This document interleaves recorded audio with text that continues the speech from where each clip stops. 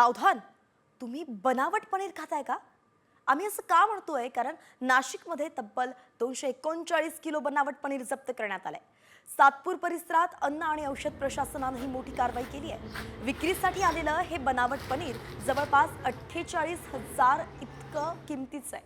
तर ऐन सणासुदीच्या पार्श्वभूमीवरती बनावट पनीर मार्केटमध्ये येऊ शकतं आणि म्हणून ग्राहकांनो तुम्ही सावध राहूनच खरेदी करा असं आवाहन करण्यात येत आहे.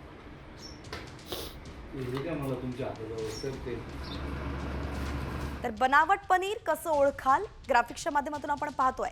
बनावट पनीर हे खडबडीत रबरासारखं असतं. रंग खूप पांढरा किंवा कृत्रिम असा भासतो. बनावट पनीर रासायनिक वास त्याला येत असतो आणि चवहीन सुद्धा असतं ते. पाण्यात टाकलं की पटकन विरघळेल किंवा तुकडे होतील असं हे पनीर असतं. तव्यावरती ठेवल्यास प्लास्टिक सारखा हे पनीर वितळतं आणि जळाल्याचा पण वास येतो.